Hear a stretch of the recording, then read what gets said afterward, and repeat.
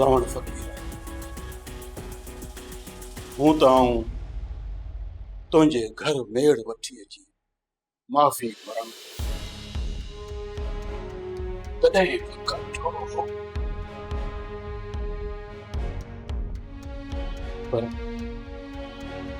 पर राज जे साम्हूं पंहिंजी इज़त ऐं पंहिंजे वकार जो धर्म रखण चाहींदी आहे मूंखे मजबूरन तोखे रात जे पोइ हिन नमूने सां घुराइणो पइजे साण फ़क़ीर मूंखे अंदाज़ो आहे तुंहिंजी न्याणीअ सां ज़ुल्म थियो आहे कहर थियो आहे तुंहिंजी न्याणीअ सां जंहिंजो अज़ालो नामुमकिन आहे आऊं तुंहिंजे आॾो शर्मसार आहियां सावण फ़क़ीर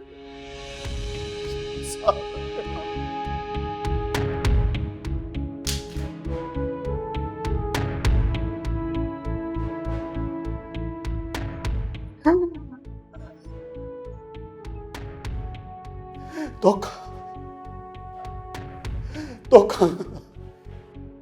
पंहिंजे पुट जी ज़िंदगीअ जी ख़ैरात थो घुरियां पंहिंजे पुट जी ज़िंदगीअ जी ख़ैरात थो घुरां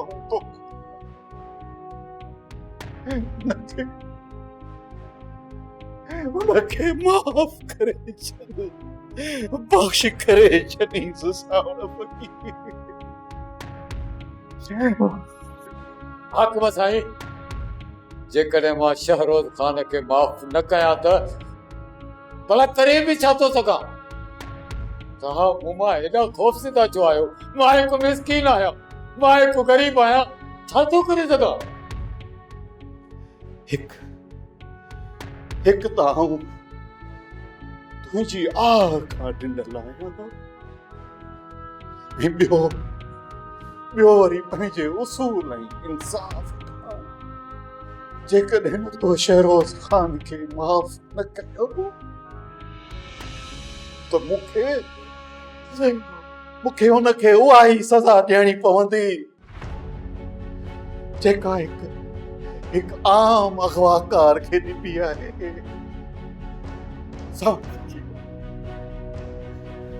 सोची छा थो सोची सावण फ़क़ीर मूंखे माफ़ कर मुंहिंजे पुट खे माफ़ कर बदले में तूं जेको बि चाहींदे आऊं तोखे ॾेई छॾींदुसि आऊं करण जे लाइ तयार आहियां फ़क़ीर रुॻो माफ़ कर मुंहिंजे पुट खे बसि इहो तुंहिंजो मूं ते हिकु वॾो अहसान हूंदो ऐं ज़िंदगी भर तुंहिंजो अहसान मंद रहंदुसि सावण मूंखे तव्हां मां कुझु न खपे सरकार मूंखे अमा न खपे तव्हांजो शहज़ादो अॻे ई मुंहिंजी न्याणी जी इज़त तार करे चुको आहे या त मूंखे गोठ निकाली ॾियो चपड़ खणी न्याणी समेत तव्हांजे गोठ मां निकिरी वञा न सावण फ़क़ीर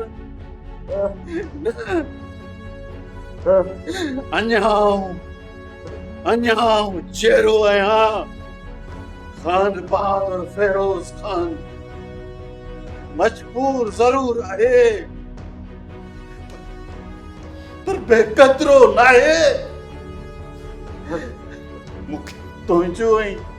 तुंहिंजी न्याणीअ जो तमामु घणो अफ़सोस आहे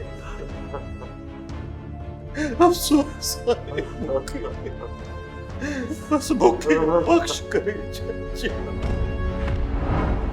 घणी बख़्श ही सभु ॿुधाइण जो मक़सदु तोखे इहो हो त तूं हक़ीक़त खां वाक़िफ़ थी मतां तूं इहो सम्झी त 20 सालनि खां मूं ॾाढ खां कमु वरितो आहे सरकार तव्हां जेको फ़ैसिलो कयो न उहो बहितर कयो सरदार बिजार ख़ान ते जेको सालिया हमिलो कयो उन ते सॼो ॻोठ ॾिनल आहे। सोडे खे मूं चई छॾियो आहे त साले जी भेण जो ख़्यालु रखणो आहे। हू पाण अचे त खेसि पुलिस जे हवाले करे माहौल खे कुझु थधो करे। बाबा साईं, सूबेदार वॾी बेहयाई कई आहे। साले जे घर में घिरी हुन जी भेण खे गिरफ़्तार कयूं, ॻोठो वञे पोइ सॼे ॻोठ वारनि ॾिठो आहे। हे त मां अची